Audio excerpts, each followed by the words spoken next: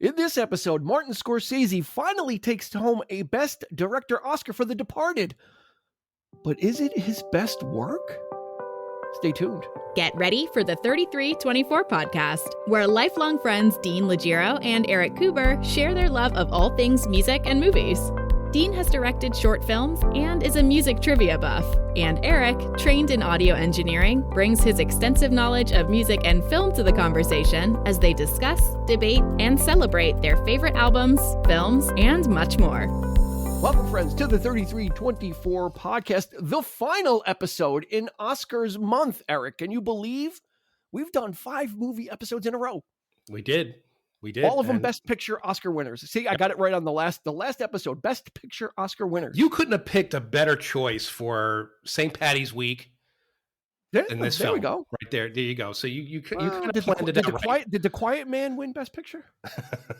I don't know about that, but I'm just saying. Well, that would be the most stars aligned, I guess, for this week. Yeah, stars aligned for 5 weeks in May. So we were 5 Thursdays in May. So we were able to bring you 5 Best Picture Oscar winning films. And we are going to end it in chronological order with The Departed from 2006. Welcome aboard our guests. An eclectic and feisty and fiery. And I'm running out of adjectives, but if the pre-show is anything like the show, you'll know what I mean. Friendly. And let's start off with welcoming Kelly Kuber first. In our first episode, she was in On the Waterfront, and now she's here to close it out. Welcome aboard, Kelly. Thank you. And considering it's March, not May, I think we're in good shape. Did I say May? You did. Yes. I did? Did I? I didn't even How's catch that that. libation working out for you now? And now it starts. But I'm very happy to be here. Thank Let's you. see, 1 minute and 39 she is- seconds in. She is feisty tonight. Kelly, you have beaten Christie's record. There you She go. normally gets rare in Gotta about keep up. 5 minutes in. Minute 39. I think I'm Welcome going to aboard. agree with you on your comments before the show. Our next guest, coming all the way from the snowy north of New York, is Mr. Jerry Sullivan. Welcome aboard. Last seen in our Platoon episode. Yes, greetings. He Welcome, finished his welcome, tour of welcome. duty. I'm back in my basement. Back Finished in the his tour of basement. duty in the Nam, and now he's in the underground, hanging out with Willem Dafoe. Feeling good is good enough. And he's wearing green. Yes, And he's wearing but I always wear green, so Oh, there you go. That's his. Okay. That's his like outfit. He my- opens his my one closet and it's clean all clean shirt. Like hoodies. He's like, which one? So, rounding out our cast of luminaries is Ms. Christy Cuomo, last seen in our One Flew Over the Cuckoo's Nest episode. Welcome Thank you aboard, for having Christy. me. Of course, she picks the Very two. welcome. A woman of few words. I didn't. Of course, she picks the 2 episodes with Jack Nicholson, right? Duh. Yeah. Yeah, there you I was go. wondering if you picked up on You know that. what? I didn't even think about that. You know, I tried to have as a diverse list as possible, but not only is this the second Jack Nicholson film, this is the third Martin Scorsese directed film. Yeah. So we kind of have to get off of the Scorsese train now and go with Before something you know else. it, you're going to start playing the Rolling Stones on your episodes. Pretty much, you know. Give me right? We did The Last Waltz, we did Goodfellas, and now we're doing The Departed. Mm-hmm. But this one is very unique in the Martin Scorsese canon of film. So let's get the stats going. Released in September of 2006, directed by Martin Scorsese, written by William Monahan, a $90 million budget. And with a cast of this size, you see where the money goes. $291 million box office. Nominated for 5 Oscars, and it won 4. That's not bad. That's an 80% success rate on your nomination tally. It won for Best Picture, which is why we're talking about it. It won for Best Director. Finally, he got one. It won for editing. I got no idea why it won for editing. And it won for Best Adapted Screenplay. Okay. it was And the circle, the circle edits in it. Oh, that won no, it there's for- more. The to get into telescope the, you know. edits is what you're going with, Jim? Yes, Yeah, no, there's look, a lot. There's a lot more than that. I'm Oscar- the does anybody- non-cinema person here, so there's circle edits. Circle to edits. me. Circle vignettes. It's the Vignettes. iris, the closing Yes, of it's the closing iris. of the iris, or There we go. vignetting. Yeah. Circular. Does anybody know the Oscar that it did not win? Wahlberg. Won 4. Yeah. Animation. Nominated for Best Mark- Supporting Mark Actor. Wahlberg. Yep. Yep. Best Supporting Actor was nominated, and he did not win. Who was he up against? You know, not sure if that was. Although he is one of 2 actors in the film that is an authentic Bostonian. Yeah, so he should have won. The only 2 accents you actually, well, no, Martin Sheen. I'll give Martin Sheen. Who was Wahlberg up against that year? Do you know? Can you look it up quick? Don't know offhand. Yeah. Because actually, this is, I think, his best performance. I love him in this movie. Oh, so do I. Yeah. It's great. For Mark Wahlberg. Marky Mark. And the Funky Bunch. I'm the guy that does his job. You must be the other guy. Yeah. Yeah. Oh, he's you know what? Let's kind of get right to it. I'm sure all of us probably saw this in the theater. It's recent enough. We don't need to go through the prehistory of that. Actually, I didn't. All right. Well, did you Jerry, what is your history with The Departed?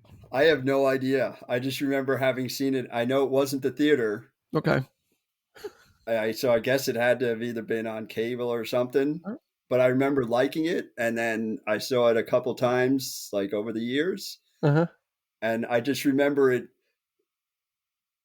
being confusing as hell the very first time I saw it, and wondering what the hell happens at the end of it.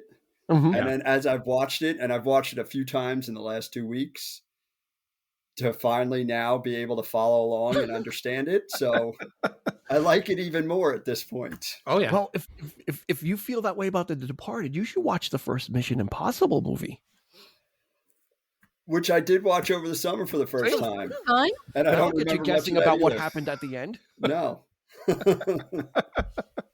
The rest of us saw it in the theater. Yes. Well, Kelly didn't see it you didn't see it in the theater, did you? No, Kelly didn't see it in I the theater. think I Yeah. saw it after it was released. Physical Really? media. She saw it on Blu-ray or DVD. Physical media. At the time. And the rest I of us saw remember it. you really liking it, and I was like, okay. Yeah, I saw it with Kevin, our friend Kevin, Kelly's best friend, Kat, her husband. I saw it with him. Cool. Yeah, so. Yeah, I remember seeing it in the theater as well and being like, wow. Full disclosure, watching it now, I had a very difficult time finishing it. Okay. And I So wasn't as enamored with it. Watching it again, I was kind of, the worm is starting to turn a little bit for me. We'll get into on that. the film. Yeah. So yeah, we'll get into it. I didn't expect that because this was one of the movies we've wanted to do for a while anyway. It's just kind of The Departed, This is your Copland. I remember back in the day, you were. It's my Copland. You thought this was like the best film. Yeah. You were really singing its praises. Yeah. At the Oh my time. God, absolutely. Absolutely. It was Yeah. really just, probably giving it a lot of passes Mhm.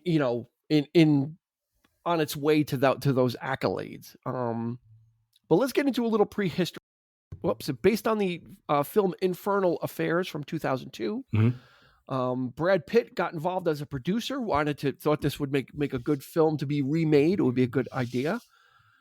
Originally was since as a producer was gonna play the role of Colin Sullivan, played by Matt Damon, and he said, I'm a little bit too old.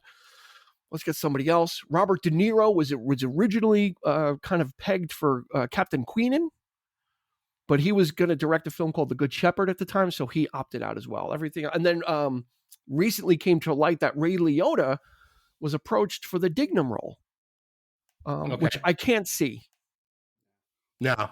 I can't see Ray Liotta next to Martin Sheen and having that relationship. The Queen and Dignam relationship works because of the age difference and because of the generation gap. How Dignam is just such a different, and Queen is just accepting of it. It's like, Staff Sergeant Dignam has a different way, is a different way. And so it's Baldwin. Baldwin's the same way, right? He's of that age as well, where he's saying basically the same thing. Yeah, you got to get used to him. Yeah, it's like he's an acquired taste. Right. So let's roll through the cast really quick. If you've never seen this before, but let's see. We've got Leonardo DiCaprio as William Costigan, Billy Costigan, Matt Damon as Colin Sullivan, Jack Nicholson as Frank Costello, Mark Wahlberg as Sergeant Dignam. We said Martin Sheen, the great Captain Queenan, Ray Winston, Mr. French, and not the Mr. French from Family Affair of that TV show from the 70s. This is a decidedly different Mr. French. Vera Farmiga, again, as Christy has pointed out in Goodfellas and in other episodes, a singular female lead in a Scorsese film. much like Lorraine Bracco in Goodfellas and Sharon Stone in Casino. Alec Baldwin as Captain Ellerby, Anthony Anderson as Trooper Brown, Kevin Corrigan, who was in Goodfellas, as Sean Costigan, James Badge Dale as Trooper Barrigan, and we'll stop with Mark Rolston as Timothy Delahunt. Mark Rolston was one of the sisters from the Shawshank Redemption. He was Bob's. This is his redemption arc. Yes, he I was like the him main as Delahunt. sister. Yeah, and he was also. I like him much better as Delahunt. You don't like him as a rape. Oh, and well, he was also Drake in Aliens too. He was. Yes. Yeah. And David O'Hara as Patrick Fitzgibbons. I'm embarrassed. I spent all this night. ain't reality TV. Hi, there's our pup. There's our pup. Yeah, he's. When I tell you to bury a body in the marsh, you buried a body in the marsh. So yeah, this has got an all-star cast. I mean, DiCaprio was coming off of many of collaborations. He became like the new De Niro, the new muse for Scorsese. Yeah. After working with Gangs of New York, I think Shutter Island was before this or after this, Eric? No, I think After. Was he after? After, but The Aviator was just before it. Yeah. Mm-hmm. He came off of DiCaprio came off of an Academy Award nomination for Howard Hughes. So DiCaprio was and now he's going to be in that Killing the Flower Moon. Yeah, Flower Moon. Which, by the way, he says is according to DiCaprio, it's a masterpiece. So okay, we'll have to see about that. But. Yeah, we'll see. but yeah, that is very much the De Niro Scorsese relationship. He found almost like a new muse in DiCaprio in kind of working with him. So it would have been interesting to see De Niro and DiCaprio in the same film. Like this sort of passing of the torch, as it were. Because you really didn't see them together, in anything in any of his films. So it was that would have been cool to see De Niro in this film. But You blew Yeah, it. I don't know. De Niro as Queenan? Jerry, what do you think? No, I like. Has De Niro ever done a Boston accent? It would have been interesting to see if he could. It would have been weird. It would have been weird. Sheen gives off such like an actual nice guy type of Boston cop type of guy. De Niro would have been just weird. I would not have been able to pay attention. as I pointed out in Copland, he would have been De Niro. He would have given it that. I don't think he probably wouldn't have changed all that much, and probably would have taken you right out of it, I think. I don't think he would have done a Boston accent because, again, other than Damon, Wahlberg, and Sheen, did anyone really consistently have a Boston accent? I mean, that's one of my even DiCaprio. What about Nicholson?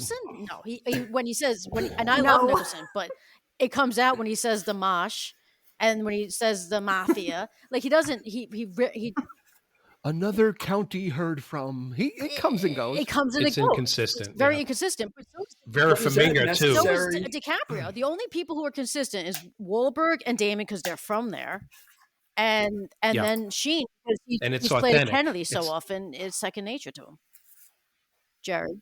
Yeah, and he's from Ohio, Martin Sheen. So he hails from there. But like you say, he had no. But I'm saying he has got the experience. He played JFK in a TV movie. So if you can play Kennedy, you can do the Boston. Vera Farmiga also is very inconsistent with her everyone accent was, but those three. Yeah. She gets it when she gets rattled. It comes out. Yeah. But the other thing, anytime there's a Boston movie, this is the one argument everyone had, that the Boston accents are never consistent. Like, to me, I noticed I would rather them not have the Boston accent because it annoys the crap out of me. I agree. You know what, Jerry, it's much like a New York accent. Some New York accents are very subtle. I mean, it comes across that you can, certain inflections and stuff. But Damon and Wahlberg, when they talk, they're talking natural. It's not overbearing. It's not, like mosh, and they're not accentuating but those. Then to Jerry's point, things. Either you know what? Nicholson had a tougher job though because he's trying to play Irish and Boston, so he's trying to play like a specific like a Boston Irish.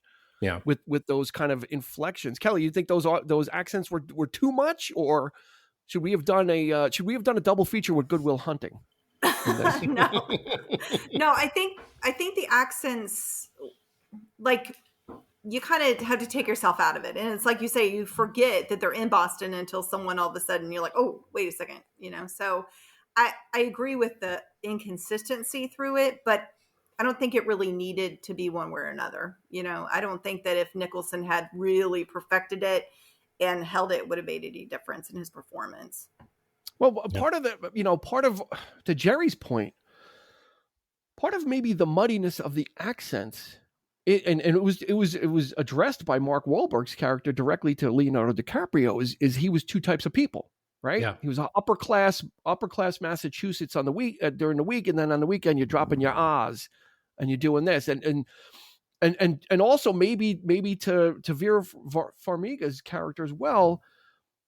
He might be trying to hide that, right? And to be more professional, take it more seriously. And this whole movie is about people hiding things. Deception, right? Lies. And about this, exactly. Deception, lies, duality. Yep. Or just lack of a personality as well. So I think there's a lot in there with DiCaprio. Yeah, you it was already kind of explained, so you kind of understand it. But then I think, to Jerry's point, I think you can kind of take that leap that everybody in this movie is kind of either hiding something or trying to be something other than what they are. Yeah. Which really is the whole crux of this film. It's just, Eric nailed it. It's deception. Mm-hmm. Yeah. I have a few, comments to make. I want to make some points about, because I do own, thanks to the good folks at Criterion, Infernal Affairs. And I'd watched that today. And I just want to make some comments about the original Asian film, and how remarkably similar it is. I mean, basically it's a trilogy, first of all. Okay. So it's like, you're basically telling all the action points of The Departed are spot on. They are exactly the same as depicted in the Infernal Affairs. The second movie of the trilogy is the first half of The Departed. It is like getting to know the characters. It's all those beats about them going through the academy and getting to know Nicholson getting to know Matt Damon and all that stuff. It happens in the second film. And then by the third movie, it's something a little bit, of both. I found it really interesting that when I watched it, the movie didn't feel like The Departed at all in terms of its style. It felt like Heat. Mm-hmm. It was like Heat. It was more very sprawling. It was sprawling, smooth. Epic. It was cool. It was that. It was very. It was not overly stylized, but it had that coolness about it. The characters weren't really. This wasn't like the on edge, like anxiety ridden, like third act of Goodfellas as The Departed is. Is like the entire movie is that cocaine infused.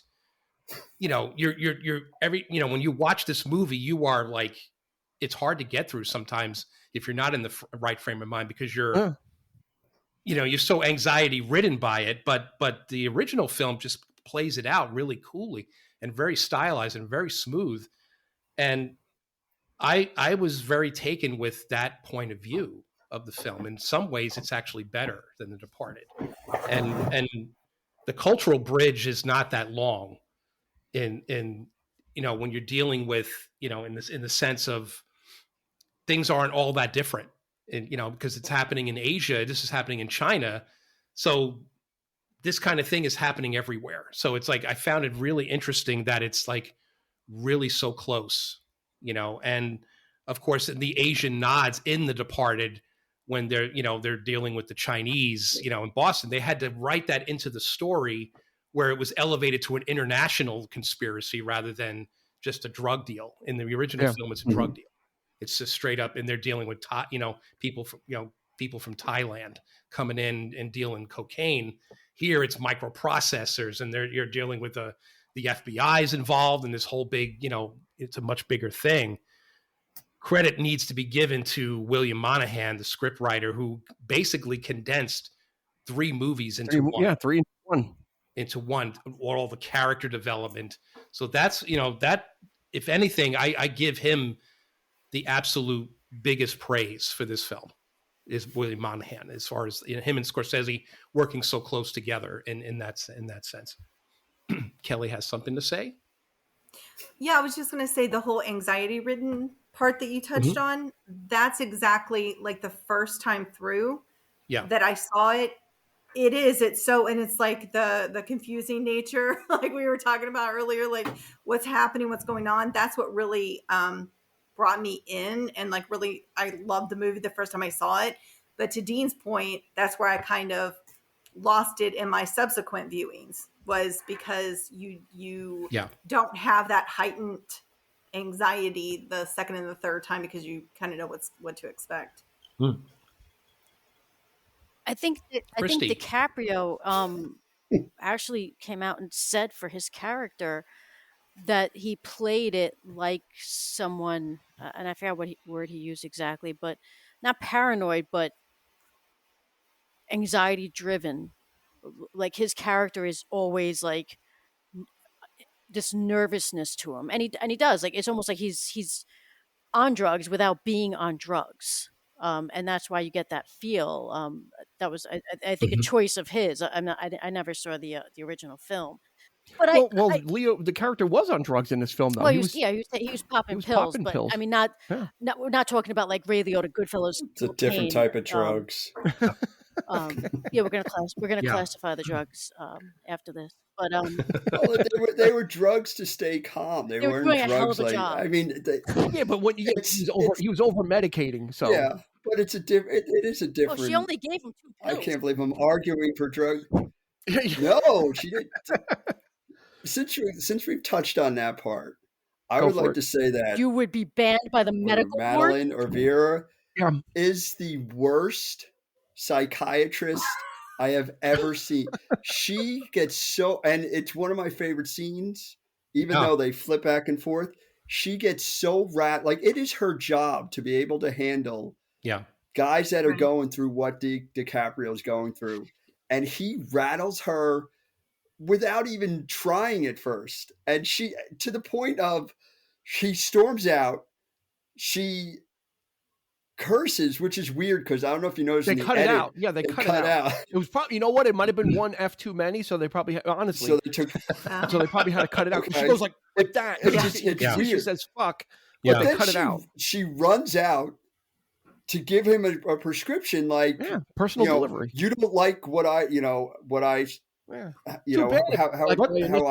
I called it. It's her job. Like she's supposed to be able to handle guys coming at her. Well, let's not forget that she's also fucking both of them. That's a problem. Jerry, let me ask you this. At that point, she wasn't. Let me ask you this though: is it not that she's a bad psychiatrist? Is it that Leonardo DiCaprio's character is so, because they said in the beginning, like, you're an astronaut, you're not a cop, you're way smarter than this, and is it because he is so good, he's just so smart and so like good at being able to manipulate, that she might not be a bad psychiatrist? No, she's awful. He's just able to really really go in. So you're going down the road of. I'm just asking. A Hannibal Lecter. Asking for a friend. No, like someone that's so smart and manipulative that they can play anyone that comes up again. To me, that makes you a bad side. You are not in that position. Okay. Because he wasn't even really trying to manipulate her. It turned more into an argument, and she just quit. Slammed the thing, and he called her out on it, and then she gives him the for trivia purposes. So the woman that she shadowed for studying the film, actually, when reading the script and seeing it, she said to her, "You did everything wrong." Like the real you did everything. That's the way it was written. Well, here's something, Christy, that I think you'll totally appreciate, is the fact that in the original film, they condensed her character into one character. There were 3 women in Infernal Affairs. There was Matt Damon was shacking up. He had a girlfriend, that the whole thing with him moving in, that was a different woman. The DiCaprio part was he was seeing a court appointed therapist, but he had been seeing her. Now he had been undercover for 10 years in the original film. Here we don't this really was like know. A year, right? This was like a year, maybe year and a half. This guy was already like past what DiCaprio is going through in his anxiety. He's just numb at this point in the original film. He's just so like cool and he's actually falling in love with his therapist in the original film. So there's that. And he has an ex-wife with a kid. So there's that whole business with her getting pregnant and the kid being, now it's it's pretty much confirmed at this point that it's his kid.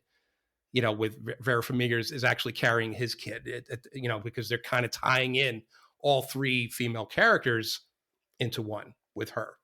So, that's just a little. So they're going to take some liberties with it and kind of, and that again, it's tightening up that Now, Go ahead, Jerry. Yep. In the original, which I didn't see. Is it the same thing where, like in DiCaprio's character, he's completely like he doesn't exist. They created everything, which is another. Everything that's a pretty rough thing to be trying to be. All of that is exactly the same. Yeah. Yep. And the fact that like Jack Nicholson's character in the original is also not as prominent. He's one of three mob bosses that he's been trying to take down. While he's been undercover for 10 years.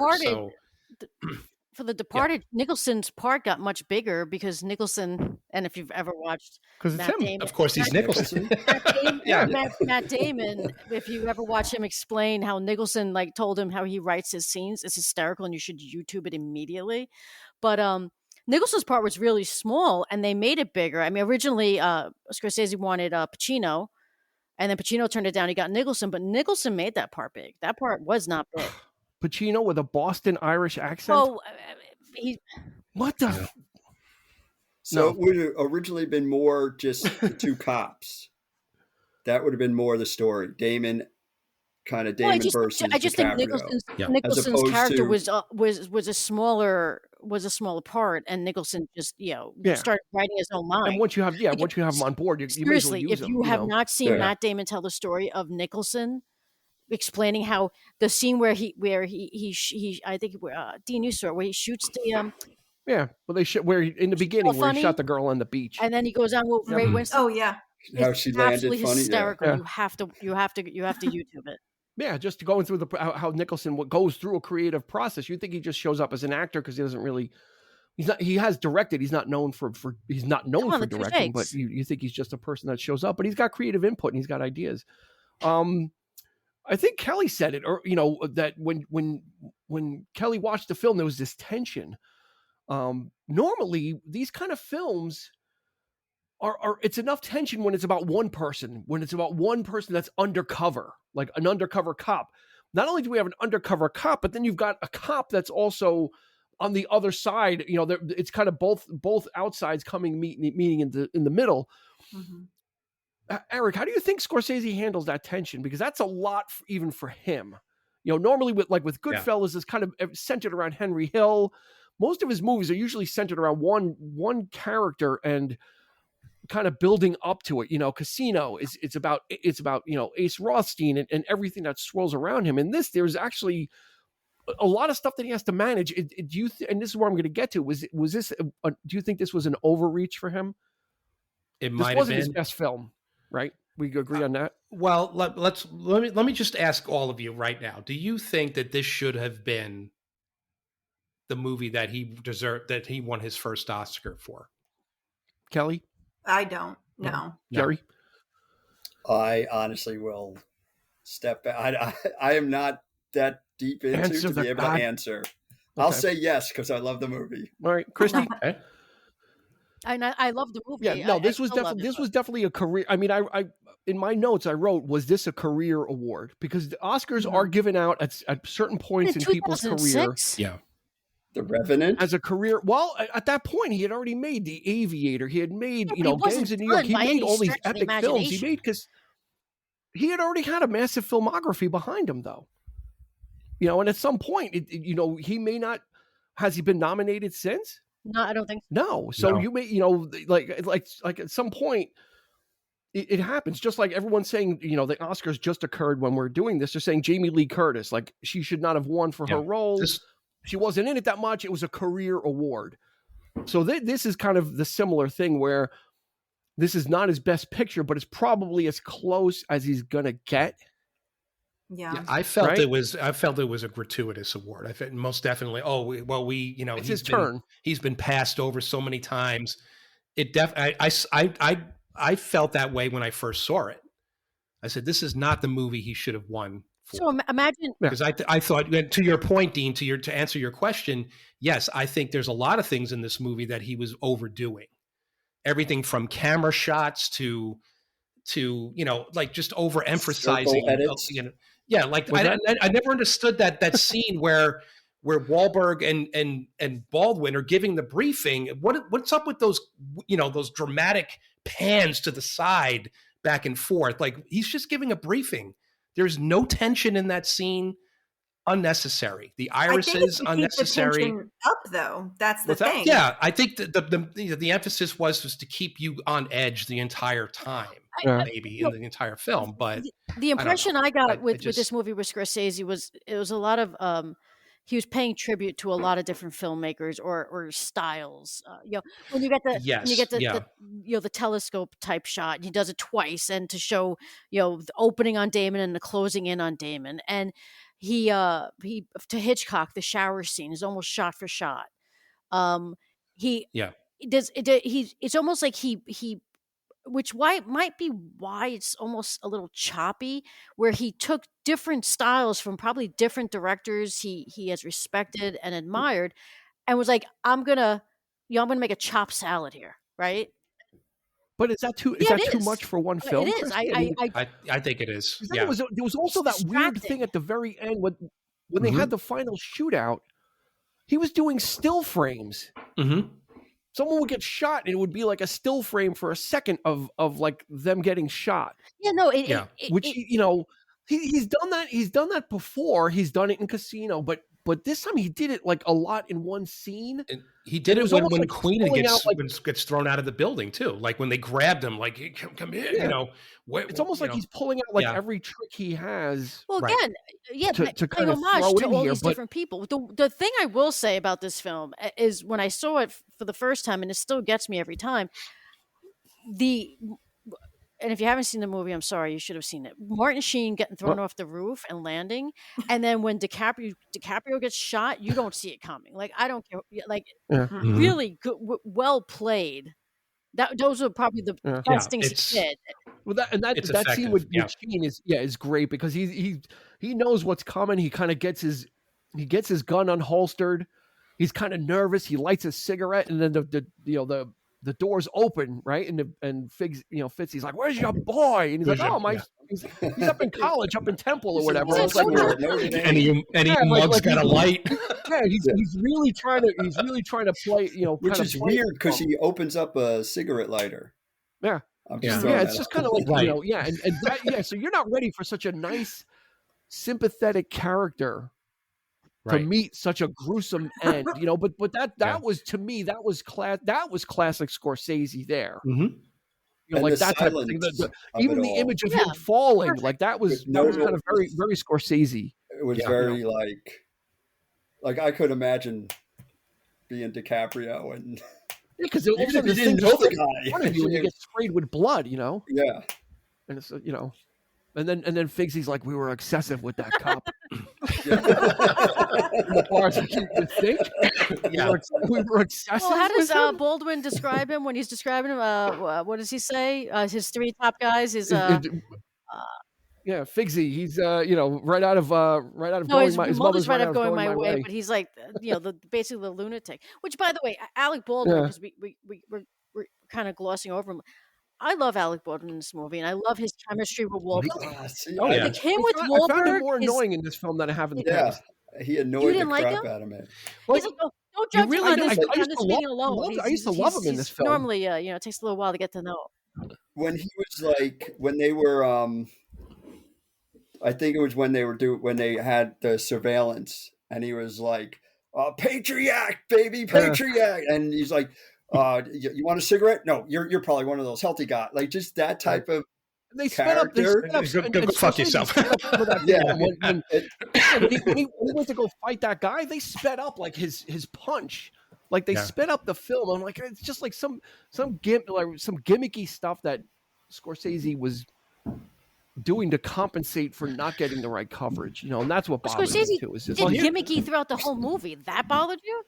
No, yeah, but like speeding up footage to make it look like someone's punching, because pudgy Alec Baldwin is trying to throw a punch down. I totally agree with Dean, because when the first time I saw it, I recognized like, this. What the hell was that? Like, weird. This is coming off of like seeing movies like, I think that year, Letters from Iwo Jima came out, and I was really into what Clint Eastwood was. I was really admiring his work at this stage, because he was, he's just so simple and so, and then to see something as jarring as another Scorsese film, but done in such a way that a lot of the stuff just wasn't necessary.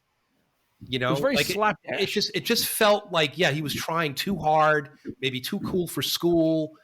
It just felt like at this point, like to Christie's point, I'm paying tribute to like all my heroes in cinema and this kind of thing. And you watch the original film, there's not nearly as many characters as there are in this film. There's no Alec Baldwin character per se.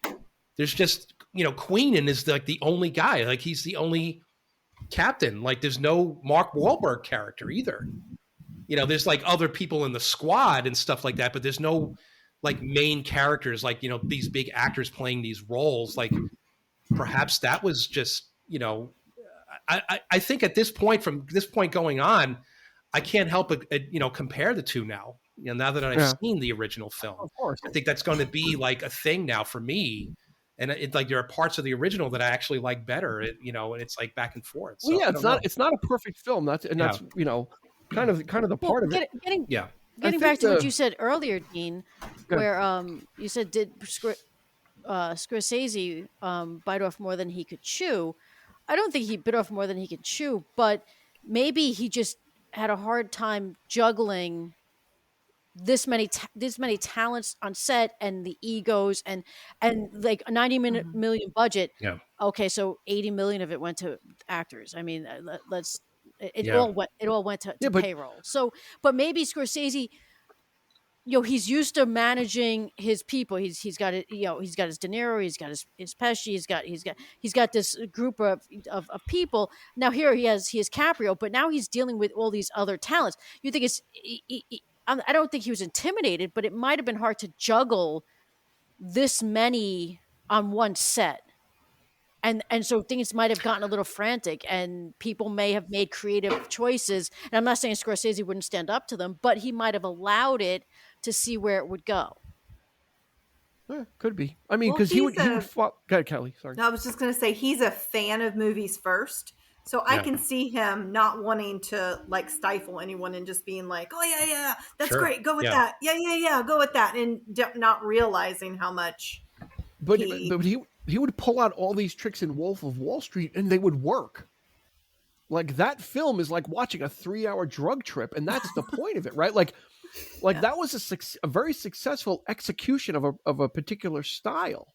Yeah, that he had, but or you that have he less was going talent for in that movie overall. But this just seems like it's just the thing for this is just kind of like it seems like it's just like all over the place. Yeah, you're kind of going, the Jack Nicholson stuff is almost detached from it because he's almost in his own world with him and French, and just kind of doing his own thing. And his conversations with Matt Damon are always on the phone. There's basically one scene that they have together until the very end, which is ends up being in a porn theater, and that's almost played for laughs. So right, so and Nicholson's just having the time of his life. So I can't fault Nicholson. I love seeing him in this because he's just enjoying the acting. He's not playing Jack too much. I think it's one of his best. He's just having fun with it, and so I enjoy like him being able to kind of let the line out a little bit, especially after all the stuff he was doing around this time. He was kind of getting away from this kind of stuff, so it was nice to see him kind of unfurl a little bit, but. I don't know. I don't know if it's because of all the talent. I just think, I think his style of filmmaking got the better of him. Because there's one scene where Queen and Jack Nicholson, where Martin Sheen and Jack Nicholson and Mark Wahlberg meet. Yeah. Right? Yep. He's like, oh, Francis. And he's like, oh, they called you to Tuma. And they have a conversation. And then there's a final cutaway. And Agent Lazio is in the background. He's Mark Wahlberg's brother in real life, but in the movie, he was the FBI agent. Mm-hmm. They cut a, there's a reverse cutaway, the very last cutaway, and that guy is standing back there. Yeah. And he was never in the scene, but he's in a deleted scene, but he is clearly visible behind Martin Sheen, and he wasn't even in the scene. I'm sorry, are you talking about continuity with Scorsese? Yes. In this case, like you can. Well, that's the thing is I'm going to forgive him a certain amount, but then if you're going to forgive him a certain amount, but then it starts to run out. Like if this is a best picture, you got to come a little more correct. Kelly's shaking her head. Kelly, you agree? Yes. I totally agree with that assessment. And Goodfellas should have been the film. That I'm going to say not Goodfellas for its continuity on that one either, or editing, but. No, but yes, but that's a little less egregious. But for the film, yeah. You have to admit. I mean, he's made some. He's made a masterpiece in every decade. It seems like Taxi Driver in the 70s. You had Raging Bull in the 80s. Goodfellas in the 90s. You had now this. Is this on that level? I don't know. I think it's a great film, but it's like. Again, it's like, there's just too many. It's just too gratuitous at this point. It's like, let's just give it to him because there was really no other film like it at that year. Let's face. I mean, it's like, and it was being heralded as Scorsese's return to the gangster genre after, being gone for so long, Christy. Yeah. Maybe the problem is we always talk about it with actors where. You take a Nicholson, a Pacino, a De Niro, and they almost become caricatures of themselves. They're playing, and directors can fall victim to that as well. And so Eric, when you talk about, is this like Taxi Driver? Is this like Goodfellas? When they're taking their filmmaking, not that they're not taking it seriously later on, but they can kind of coast a little bit more later on because. And maybe this film, and I love this film, so I'm not speaking poorly of it, but maybe this film was almost that of him being like how Pacino is, how we've come to know Pacino. And, I can knock this one out because it's a gangster film, right? Here. Like I'm gonna exactly, and maybe that's what we're talking about here. He knows the recipe already, so he just. But the question is, does he come back from that?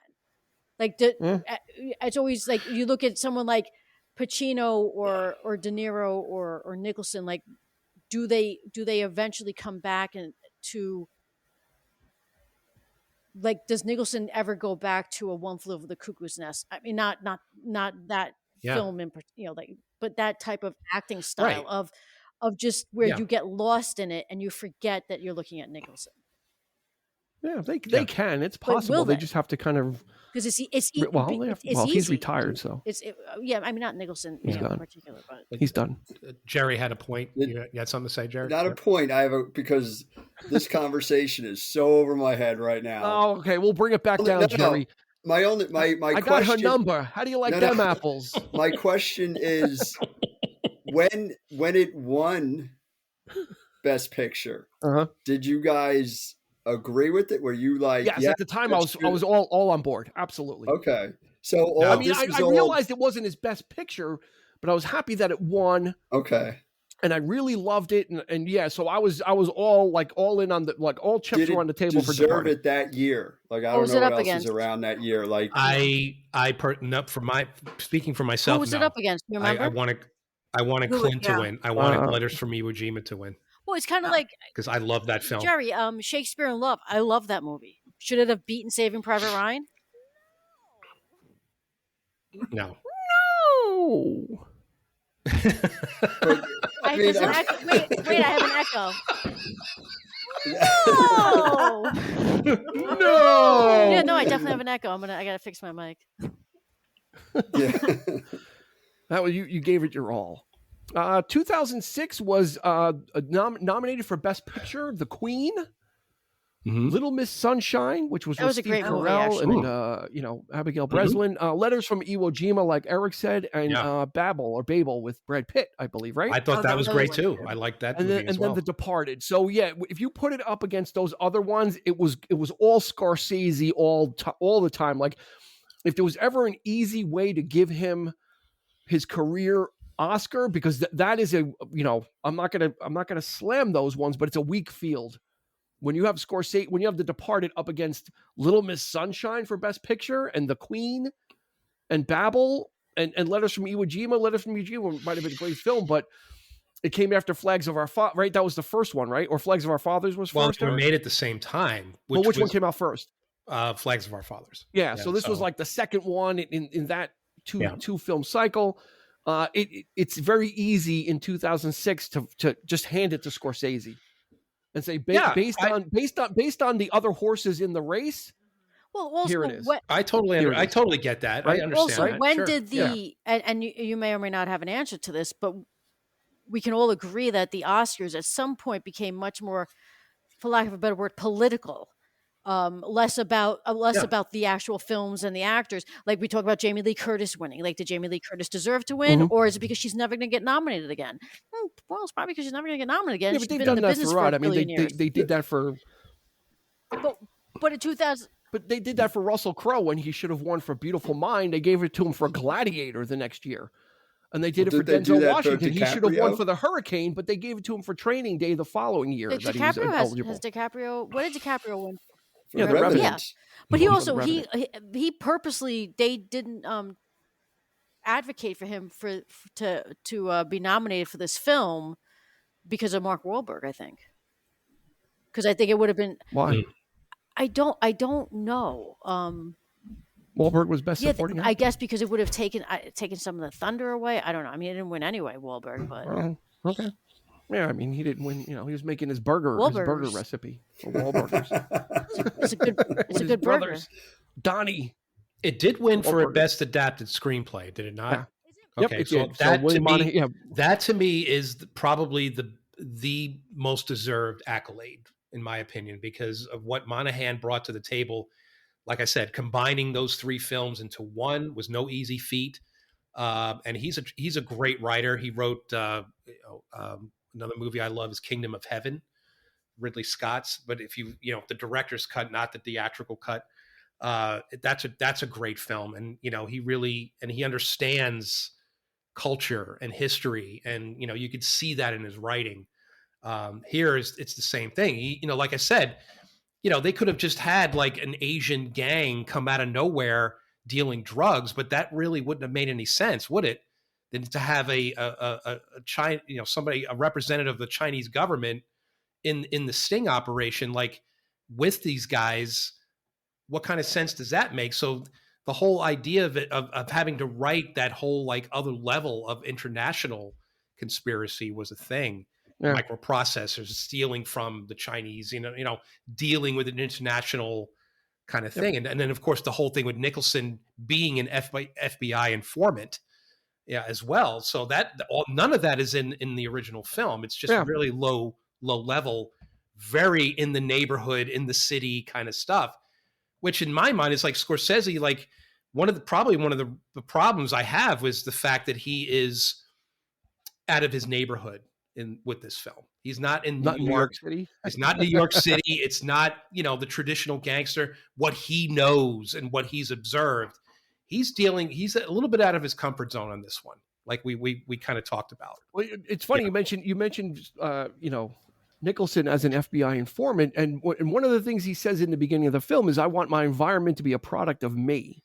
Yeah. Right. And pretty much that kind of sets the tone. If you weren't aware of it, that kind of sets the tone, because he's an informant as well. We don't find out till the end that he's an informant, but basically he's saying, I want to be the one that controls what my destiny is. So, and in this film, his reach is pretty far and wide, and people are dug in probably deeper than we know, which leads to the question I want to ask Kelly.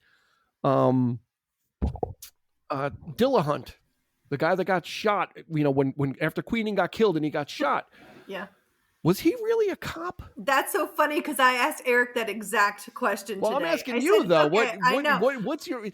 I was he a cop or he was? Did the police department use his death conveniently to cover for Leonardo DiCaprio's character? I mean, obviously you're presented with both options, and I do think he was, only because the way he was talking to DiCaprio in that scene makes me feel like, you know, he had more in on it. And I think the planting, because I was proud of myself for catching on to the address difference. Yeah. When it first happened, I was like, wait a second, that's not the address that he said, you know? Yeah. So, yeah. So 314 Wash.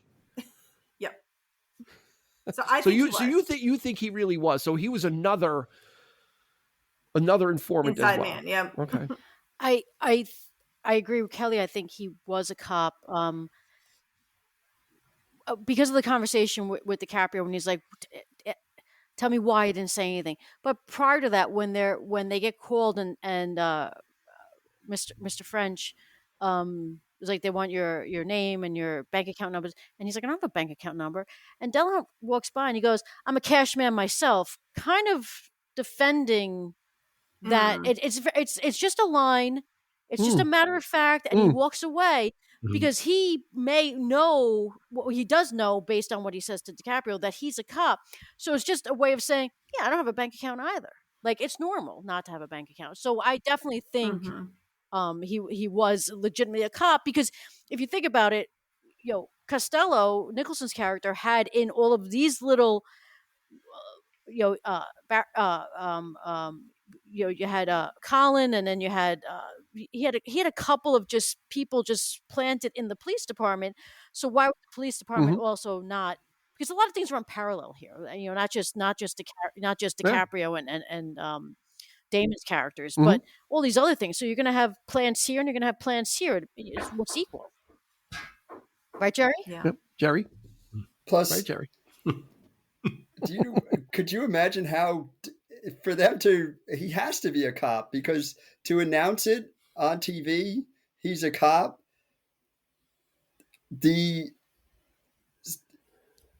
Someone like other cops would have to know who he is as a cop. Yeah, not necessarily, because no one knows who Leonardo DiCaprio is. He exists outside of the Anthony police Anderson's force. Character knows who he is. He went to the academy. He went to the academy with him, so he knows there's some truth to it. But he was thrown out. But he was officially thrown out of the police force. But he knows there was truth to him being a cop, so it's not a leap. It would just seem too crazy. Yeah. I think. So Jerry, why did he give him the wrong address then? What was the point of that? Why did he say 314 Wash when it was 344? I don't know. Maybe he knew something else. Because he knew. If he knew, was he trying to keep him away? Was he trying to protect him? Probably, I think so. Eric, do you think he was compromised? I legitimately thought it was a mistake. That's what I thought. Mistake also. But he said, I gave you the wrong address because he was a cop. Wait. So Eric, you think Delahunt? I think no. Go ahead, Cal. Yeah, Kelly. No, I'm done. What was you? I didn't hear what you said though. I'm saying because he was a cop that he gave the wrong address to distract from him being, because he was so inside, he was so close to Nicholson. I think he was starting to worry he would be found out. So he wanted to put this out there as, okay, well, whoever shows up is the real. He was protecting himself. That's how I felt. That's actually a good point. Okay. You know what? That's the thing about this movie, right? I mean, it's like you never know what's a lie, and I think that's the whole point of the whole film, is to keep until this conversation. I legit thought it was a mistake, and that he was just a cop that was so deep in, and no one knew it. Like I didn't think. But then he said, I gave you the wrong address, so he realized it, and then he said, but you showed up at the right one. Yeah. Right. And to me, I think why did I do? He was figuring out, like he wanted to know how, if he didn't know that DiCaprio was a cop, he's trying to figure out how did you know where to go? Because if they don't, I mean, no one knows anybody, and that's why it goes towards him not being a cop, and him figuring out that he was the rat, and then saying, "Well, tell me why I'm not going to say tell me why I'm not going to say anything." If he's not a cop, why wouldn't he say anything? And protecting him. If Delahunt's not a cop, why would he protect Costigan? There's no reason to. Who knows? Maybe he wants to see the whole thing go down. No, maybe he's just like, I mean, they didn't give him enough screen time to figure that out. I think he wanted validation from DiCaprio that he knew he was a cop. I know you're a cop. Okay. I think it's a brotherhood. We're both undercover. We know what it's like to be undercover. Look, he's dying. And that's he knows he's dying. He's got nothing to lose here. Yeah. He's going out. No one's like, hey, let's get this guy who's bleeding out to the hospital. No, they're not even like offering to drop him in front of the emergency room. Right. Yeah, they're all drinking at the bar. They won't even take him. They're waiting for him to die. He doesn't care. If he's not a cop, they weren't even tending to him. You don't want to draw attention to you. Obviously, how do you explain he got shot by? But that's the point. Is like he's dying. So if he was going to rat, we're both in the same situation. Yeah, but okay, we're drinking.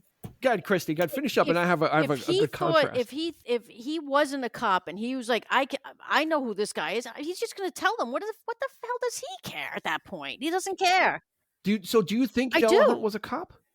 Okay, and I think he was protecting. He wanted Leo to know that he was also a cop. Yes. So if we look at Reservoir Dogs, where Tim Roth was a cop undercover, and he got shot, he's like, just drop me in front of a hospital, right? I won't say anything. Just drop me in front of a hospital. Mm-hmm. So he's gonna die. So Delahunt's gonna die for that. I think he had a I'm digging way down. No, go for it. A family that he was protecting. He wasn't in the same situation as DiCaprio, where he was totally fancy free. Well, that's fine. Yeah, he was. That's how I took it. He was protecting the people. He got shot direct in the chest. He knows he's not going to live. Why get dragged to a hospital? And okay, Jerry, I'll keep that in mind next time when you take one to the gut. I'll be like, hey, listen, it's good. He's fine. He knows he's a goner. Yeah. So why make a bigger issue out of it all? Jerry's attitude is don't bother. To me, I think it speaks to the whole level of being undercover. The whole character of Delahunt represents him being. I think he's been in it longer. Yeah, of course. Yeah, he was done. So he's already past that. He knows what it's like to be under for so long, and I think at this point he doesn't even care if he's on his way out. So I definitely think he's a cop. Eric, but I think maybe to Kelly's point, perhaps it's just maybe he did want to. We don't want this guy to follow and to do the same things that we're doing. Even Jack Nicholson at a certain extent is trying to say, go back to school. Like, you're too smart for this. You don't need to be in this business. I think Delahunt, it's kind of the same thing where he's protecting him in that sense or something. Christy. Well, yeah, like Delahunt, if you think about it, when we go back to the beginning of the movie, he's the number 3. He's the muscle.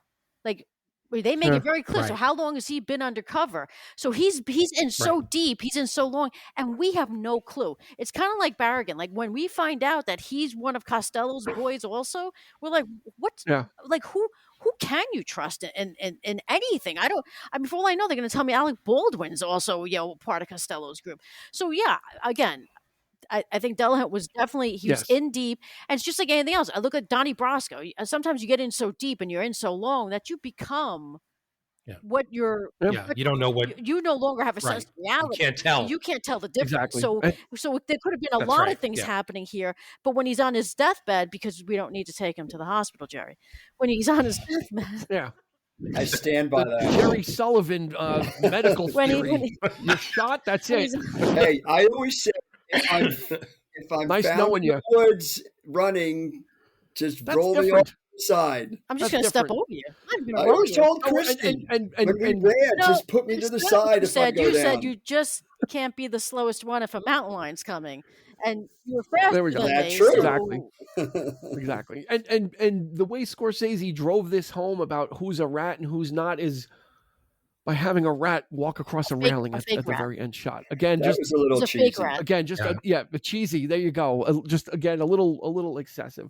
We really haven't talked too much about the film, but I want to give some meaning about the actual plot. But I want to give some. I think we should probably talk. For me, I almost think that the side characters are more interesting. Mm-hmm.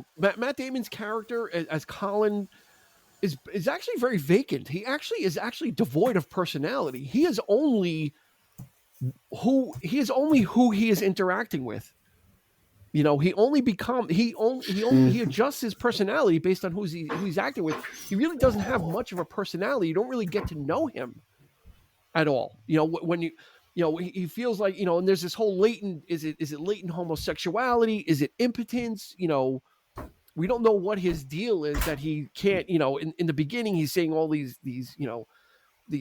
gay slurs in the beginning. So it almost sets it up like, well, is he closeted? Is that him overcompensating? And then there's obviously potency issues, and she's holding the banana again. It's not very subtle. It's not very subtle, right? He's not very subtle. She also, with some when of she these says cues, that this is his penis, she's like this, like. Yeah. Oh yeah, just like that. Yeah. So not very subtle, but his character is always reactive. Like when him and Madeline go out for dessert, he waits for her reaction to the dessert, and then he's like, I don't know whether to shoot it. It's all this bravado. Mm-hmm. It's always a reaction to someone else, and you never get a feeling for what he actually is. I think it's intentional. Whereas DiCaprio's, I think that's intentional.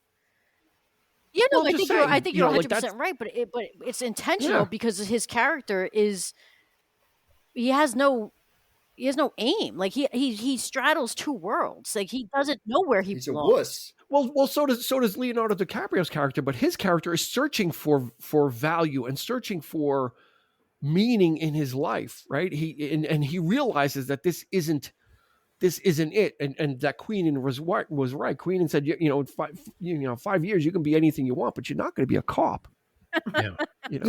Like you could be anything. Yeah, I mean, he's not very likable in this film. I mean, Matt Damon, Matt Damon. He's, I think especially at the end, the power gets to him. It goes to his head. Even Nicholson, to a certain extent, I think loses that respect in him as well, because he kind of took him under his wing. And you see how he reacts to DiCaprio, because DiCaprio is honest. He's straightforward. I think, and to a certain extent, I think Nicholson even knew that DiCaprio might have been a cop all along, and just accepted him in the group anyway. Because he didn't give a crap. I mean, he was an FBI informant, so you've come to find out. But anyway, Matt Damon, the way he's depicted in this. He's just, there's nothing that he does in this movie to me that I feel anything for. Like I have no sense of like, I don't feel sorry for him. Yeah. I don't, he's just a scumbag, the whole thing. Yeah. It's just not, right from beginning to end. It's just, Christy, you had something to say. Yeah, just on that, like, just on that point. I think it's a testament to Matt Damon, because, and there's probably a handful of actors we can say where he's usually so likable. You can watch this movie and hate him, but then you can watch Good Will Hunting or the Martian or something and like root for him. And it's kind of like you take someone like James Woods. James Woods is always a scumbag, right? He's just, and he does it so well, but.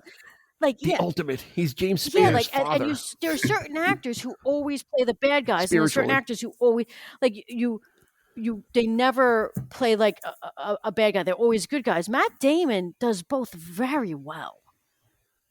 That's probably why this works so well, is because they played him against type in this. You see Matt Damon as a cop, you think, oh, he's going to be a great cop. Yeah. Meanwhile, he's just this really just underhanded and just out of control. Like, like you said, like things spiral out of control. That for Jack Nicholson's character, he becomes a liability, and there will be no liabilities, right? There will be no liabilities, no matter what. And to Eric's point, I think he respected, even if he suspected that Leonardo DiCaprio's character was a cop. I think he respected his openness, he was defiant in a different way, right? Matt Damon's character was defiant. Like, you're telling me you want from me, like DiCaprio's character was defined in betterment of his own self interests, and and I think Jack Nicholson's character knew that all those guys that he had in the police department were rats. Yeah, like if you're going to be like he's going to use them right to his advantage, but I think the ones that are on the gangster level, I think he's got more respect for, because those are kind of the guys that are in it with him, Jerry. Right. Yeah. Well, when he calls that, when Damon is telling him, I need, and Nicholson goes back at him, yep. Damon backs down right away. But then in the bar, when he does that at the end, near the end, to DiCaprio stands up to him and says, You asked me once, I proved you I'm not a cop. You asked me again, I'm walking. So right there, he sees that Damon is just, to quote Eric, he's a scumbag. Only out for himself. Whereas, absolutely, yeah. DiCaprio is still kind of trying to play by the rule. He's whatever rules he's true, but at least he's sticking to who he is. I mean, even when he tells his uncle, when my mom dies, we're done. He has a road he's following, and that's it. And Damon is getting off any exit he can that will save his own butt. Yeah. And it's like, to be honest, you can see, Nicholson kind of, you find a respect in that. Even if he didn't suspect, like he obviously, he went to great lengths to try and figure out if DiCaprio was the cop, because he says it at one point. He's like, it's not Billy. Yeah. Mm-hmm. So he could have had that feeling the whole time, and then just kind of. Yeah, he was so sure of it. It's very interesting. And again, this is just like a quick line. It's not a throwaway line, but in one of the last scenes with DiCaprio and Nicholson, when the cops are coming in, he's like, how do you know you didn't have a different tail? It's almost like he's trying to protect him in some weird way. Mm-hmm. Yeah. Like there's some, unlike Matt Damon's character, even though this is who he's trying to get, there's a little loyalty there, right? And it just might be in his nature. Yeah, because he's I totally agree. There's a sense of a DiCaprio. I mean, De Niro. Nicholson is switching. He's going from one, took him under his wing, but he didn't actually prove himself to be worthy in that sense. Whereas DiCaprio totally is. Even though he may be a cop, he's like, he doesn't care. It's like, oh, this is the guy. This is the kid that I really feel should be like my son, in the sense, like he's go back to school. Like he sees these things in him. Like, this is in the middle of the movie. He's like telling him to go back to school. He's like, oh, you're a jerk for not going back. That's, big mistake or whatever. He's just, and he's, because I want to be just like you. And he's like, no, I don't want this for you. Why would he say that to him? Like, if he didn't genuinely feel that for him, whereas Damon, it's like, he's just using him at this point, So Kelly. There's some scenes before that I'm still trying to figure out. What was DiCaprio really like unhinged, and why he was like picking fights when he first came over to, when he was taken into the cranberry juice scene? Yeah, cranberry juice, and like in the convenience store when he throws the guys through. Was that an anger thing, or was that something that he wanted a story to get around that he was? I think that's resume building. I agree. Resume building. Yeah, that's resume building. Story. Because that's why Nicholson comes up to him and with the whole guys for the Providence Town and stuff like that. Yeah. Mm-hmm. And Eric, to your point, let's not forget Nicholson's an FBI informant. So if he suspects DiCaprio. Like, he knows that Damon is a cop. He's playing both sides. But he's kind of unsure about DiCaprio. So DiCaprio's kind of like him, right? In some regard. Because no one, or he thinks no one knows that he's an FBI informant. So there might be, in a weird sense, some underlying respect there as well. Not just because DiCaprio, kind of, like Jerry said, stands up to him. Is like, I could be you, but I don't want to be you. He said, I could. In the beginning, he says to younger Sullivan, do you do good in school? And the kid says yes. And then he says, so did I. That's a paradox. The paradox. He doesn't tell him stick to school. I mean, granted, it's a completely different time of life, but he's like, I'm going to use this kid. Whereas something about DiCaprio, he sees it and he's like, you shouldn't be wasting your time here. You should be in school. Yeah. You know, he like sees two different, like he sees that the kid, you know, in the very beginning, he can manipulate him, but DiCaprio it's almost like, you know, DiCaprio is too good at being undercover, too good at being angry, too good at being the thug, that it's like he, you know, in a sense, like Nicholson sees past that. He's like, this is. Well, here's what I wrote down. You make Eric there. It is. I wrote this down because that whole conversation starts with DiCaprio's father. Yeah. Right. He goes, he never wanted money, and you can't do anything with a guy like that. Right. Right. Mm-hmm. But he left him alone. And what I wrote down is part of it because his father was not able to be corrupted. Like, you know, he's like, you know, you can't do anything with this guy. Like, I couldn't, you know, he didn't want money. He didn't want anything. But he didn't think he was better. He was still a baggage handler at the airport.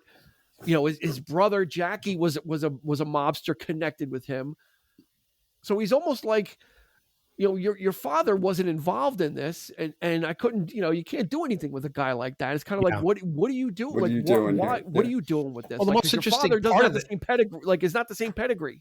An interesting part of that conversation is that he says he kept his own counsel, meaning that, you know, this was a guy of great respect, right? I mean, he was probably striving to be as big, as important as Nicholson, which is why he, you know, he says, I liked his uncle better because he was easier to deal with. He was easier to control. Yeah. He was easier to, or was it because he was a gangster? He was right. You know, he was exactly. You know, right. Exactly. So, DiCaprio says when Nicholson's taking the ring off of the hand, you know, do you know who Lennon is?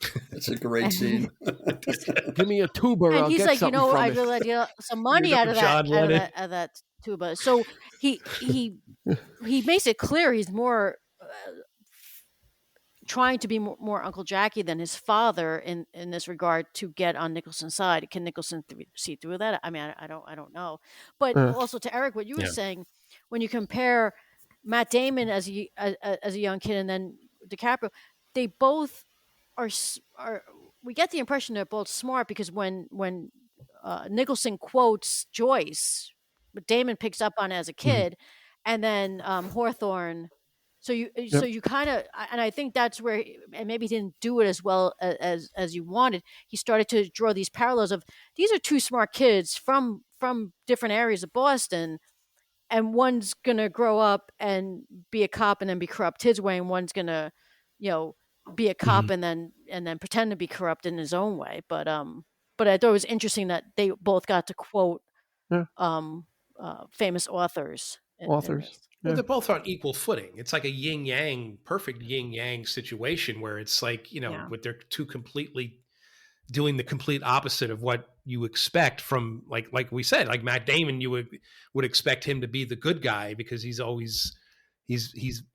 genuinely known as a good guy in his films. But, you know, that's just an interesting casting decision, but also for the character to have that swarmy kind of like always smiling, you know, it's not genuine. It's none of it is, it's all, you know, it's all a lie. Hi, Darlene. How you doing? It's all a lie. Yeah. It's just, Damon looks like a cop though, too.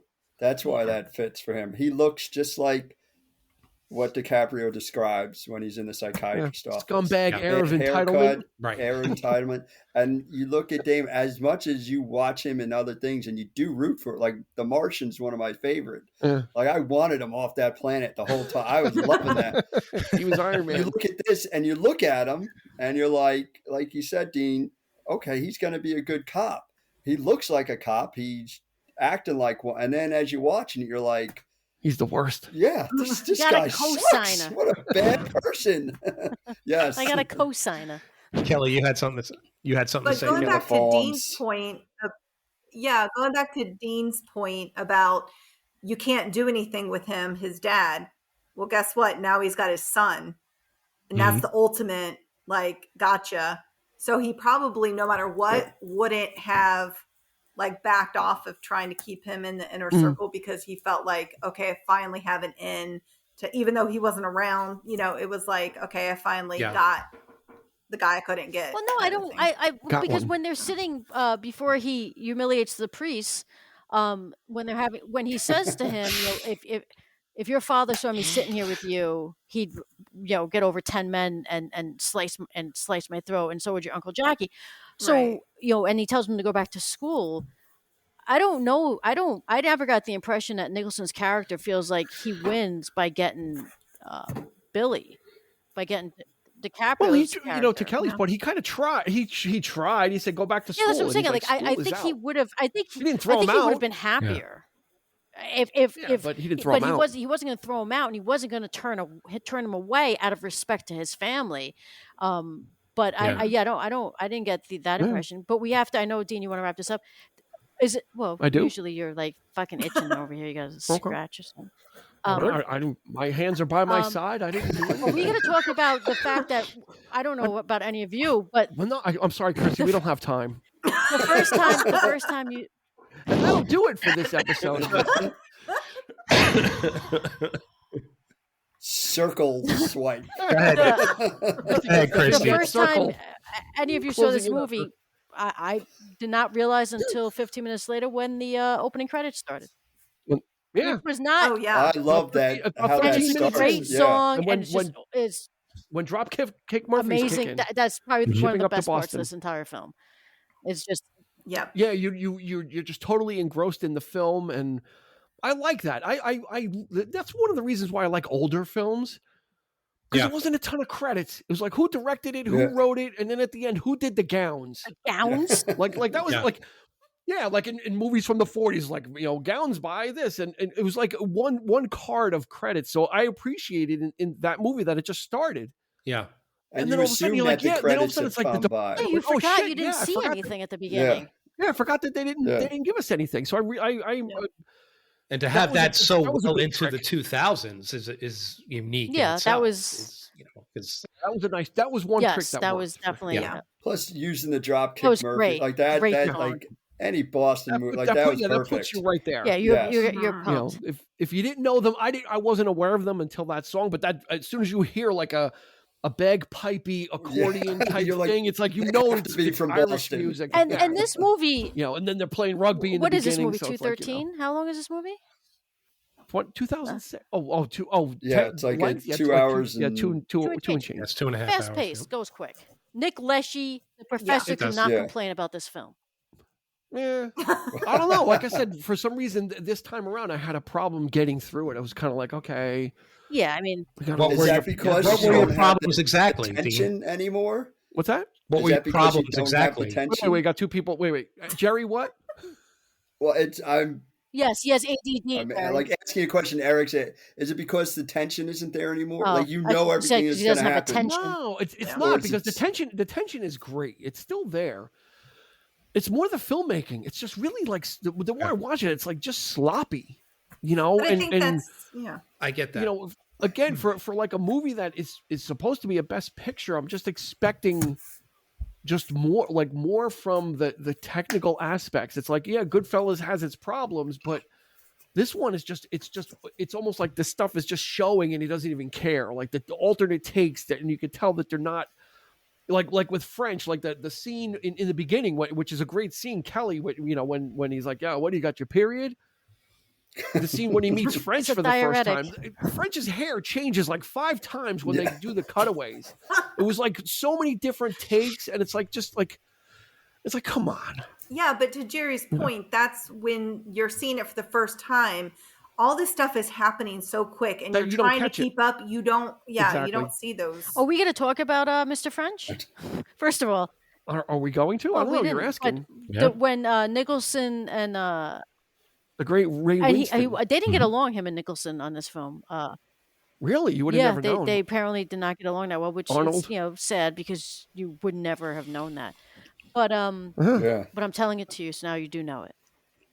Whatever happened with your wife? But when DiCaprio and Nicholson sit down, I think for the first time, and he's like, "It's like you met my friend Mr. French the other day," and honestly, like I don't like. It almost seems like it was improvised, and he's like, "Is that his real name?" Because Nicholson's reaction is just like, "No." That's the question you're asking me. Like it was just, I mean, that's not talking about Mr. French, but just that little conversation.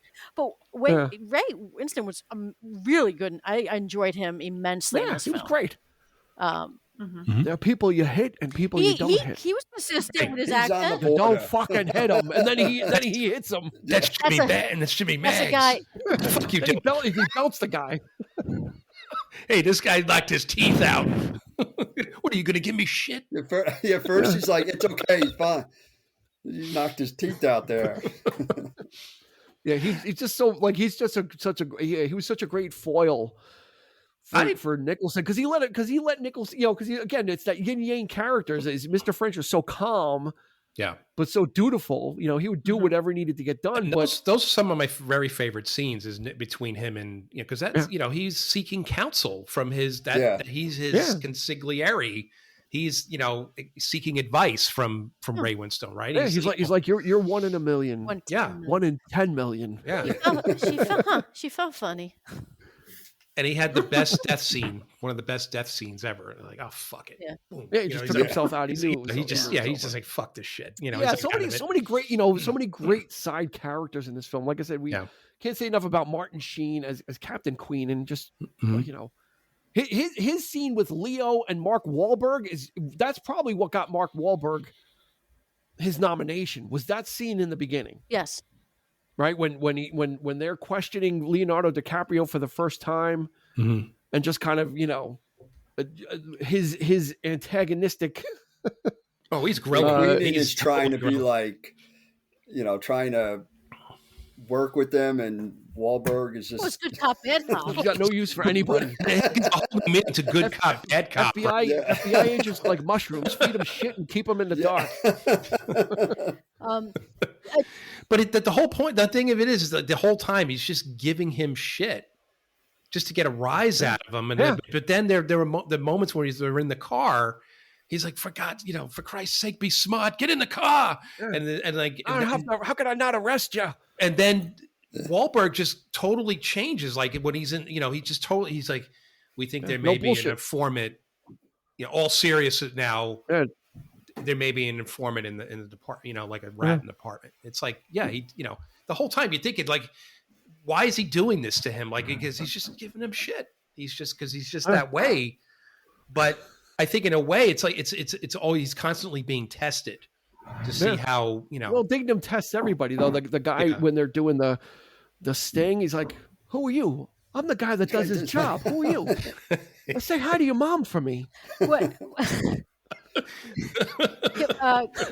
Two things on the last scene in the movie. One is it annoys me, Matt Damon, when he gets out. First of all, why is his neighbor so pissed off at him when he's like, "Hey, hi, pup," and no one wants anything to do with it. Like he goes to pet the dog. He goes to pet the dog, and the woman's like, "Get the hell away!" She worked for the department. Do they know something's up? Or are they like? I don't know. She's like, "Get the hell away from my dog." When he leans into the door to cry. It's just like a weird. No, I think he knew something was up. No, I didn't get that. Like he leans into the door before he opens it. But it was like a weird, like the way he went over. Like I was just like, what? It was just weird. It was just the body was just. It was probably. You know what? It was probably one of the most. I think that's probably the second most real moment because I think the other real moment when he was like to Leo, "Just shoot me. You're killing me." Like the elevator was going because he just starts crying. And he's like, "There's no way out of this." Yeah. Is that real, or is he still trying to play him? No, because he didn't know that other guy was a partner, and he saw the elevator going down, and he's like, "Just shoot me now," because that was, I think, probably the most real moment you saw from him. I am killing you. What's that? He's like, "Just kill me," and DiCaprio's like, "I am killing you," which is a great. But he didn't realize that the guy down there was also on his side. And then. Or was also. Wahlberg comes into the apartment. He's got his little booties on. He's dressed as a funky bunch, and he shoots him, and then he puts the hat on. Dude, your hair could have fallen. Yes. Well, so he doesn't get recognized. You better walk in with your head covered. Your hair could have you. My hair. No, he wanted him to see. He wanted to know. He wanted him to see had it on. who was killing him. No, that's a poetic. He just put a hat on. He didn't put a mask on. Right, he just had to cover his hair. That's just to cover for the cameras. And inside, he wanted to know. He wanted him to know. Wanted him to see who was. He doesn't cover his face when he leaves. He just puts a hat on. He puts a hat on. I'm just for the cameras. For DNA, he just like you. Yeah, he should have wore the hat. I'm going to go kill someone after this. I'm not going to take the hat off. Wow, nice. All right, there's the confession. And that goes to show, like, Damon getting his at the end is the final. That it proves right there that there is no coming back from this. It's like he has no remorse. He has no, him getting killed is the only way to satisfy the audience as far as, Yeah, because he thought that he wiggled his way out of this somehow. Right. There was actually a sequel. They were actually commissioning a sequel to this. Yeah. Mm-hmm. But there was nobody left alive. No, honestly, it's not a joke. There was nobody left alive. It was going to be Wahlberg's character. It was. Yeah. But what's the point? Wahlberg, he left the fort. There really wasn't. There's nothing else to tell. We don't need further adventures of him. Yeah. What does he become, a teacher? Who are you? The new student? Like what is it going to? What's the point? It's not going to go. Damon anywhere. wants out, Eric. It doesn't come out often, but I think he struggles a little bit. He struggles a couple of times before he calls in to follow Sheen. When he's laying in bed and he says to Vera's character, we can leave, just start over. But not here, somewhere else. Yeah, and it's no bananas. It's because the attempt. I think Christy. I agree, but he doesn't know how to, because, like he says in that scene, if we're not going to make it, you gotta be the one to leave because I'm Irish. And he goes, I'll stay. Well, I'll stay no matter what. I don't know how to leave. I'm Irish. I'll deal with it. I don't know how to leave, and that's what this whole situation is. He doesn't know how to leave. He doesn't, but the thing is that he may be trying, in the performance. He's not capable. He says it himself. He's not capable. Right. As a viewer, though, watching the movie, I don't feel anything. I don't feel sorry for him in the least. No, of course not. You still don't. He's not a very tragic figure, because we didn't really get any backstory. Because he also doesn't look remorseful when he sees Wahlberg. He almost tries to start to bargain with him. Yeah, I'm talking way out. There's no resignation. Okay. There's no. And Wahlberg had him pegged from the beginning. He knew he was a scumbag. Yeah. Like, he always knew. Well, he even calls him a scumbag. Yeah. I run red flags like you. Yeah.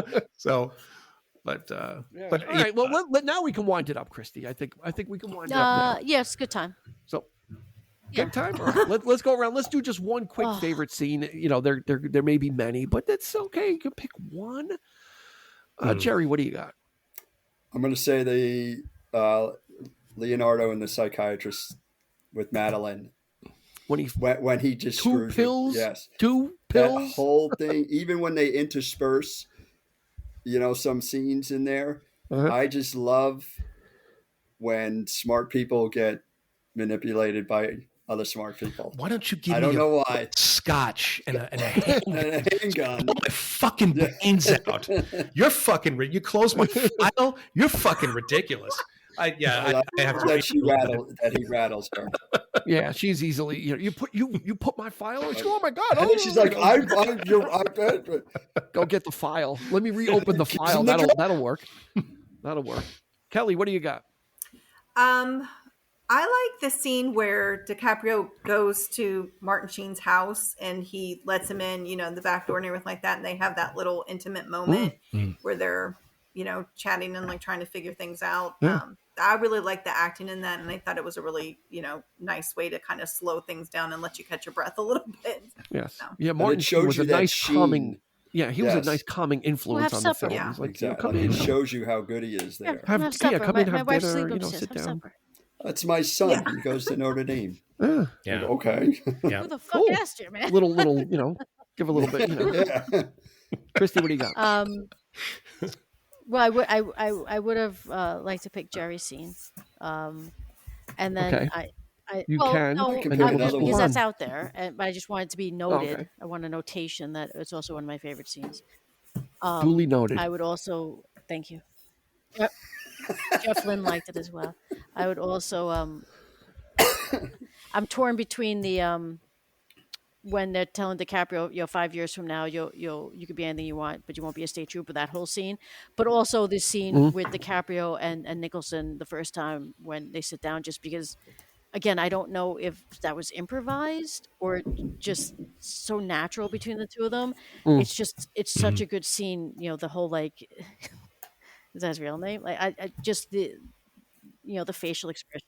Is that the one when he breaks his hand again? They take him in the no. Yeah, no, it was before that. It's like, do you know who I am? It was before the hand. Yeah, okay. Before the hand. Yeah. I'm not asking you. I'm not the cops. I'm not asking you. Yeah. So that would be my 3. All righty. Eric. I was going to go with Jerry. I totally agree with that scene. And I love the all the stuff in between as well.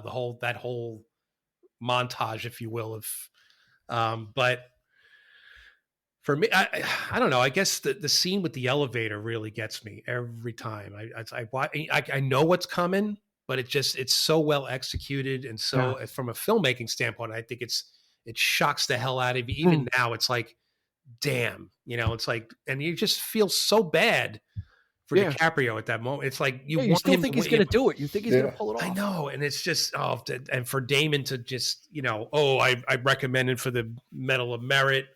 There is no way that he means that. He is not sincere in the least.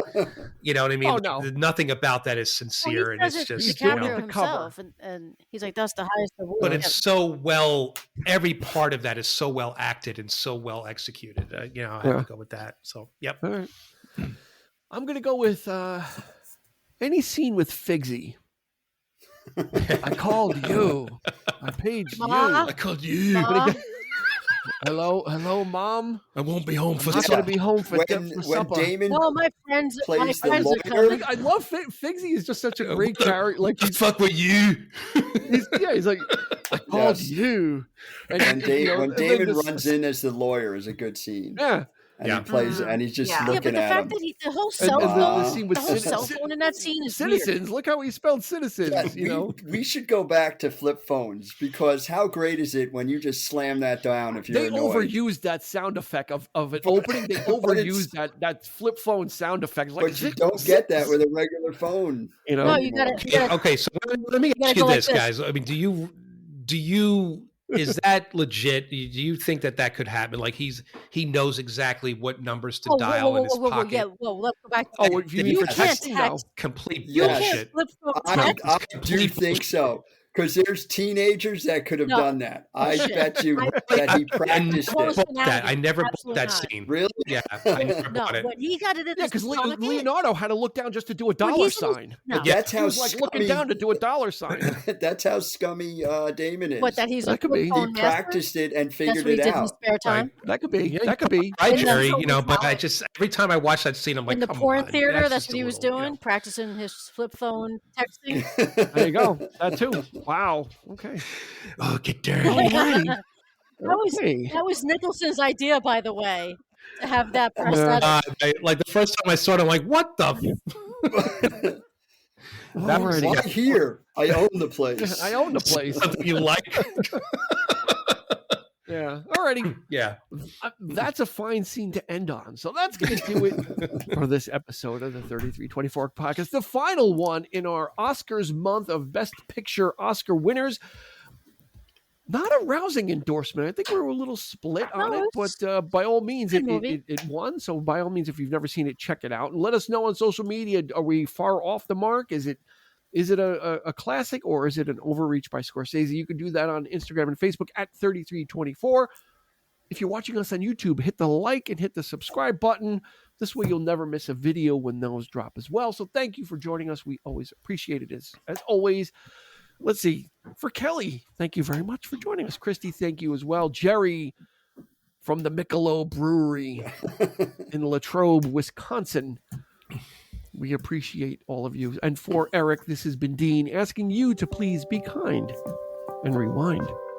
You've been listening to the 3324 podcast with Dean Legiro and Eric Kuber. You can find us on your favorite podcast provider, so please like, subscribe, and rate to become a part of the 3324 family. Your feedback is important, so make sure to follow us on Instagram and Facebook at 3324 Podcast and on Twitter at 3324P to join the conversation.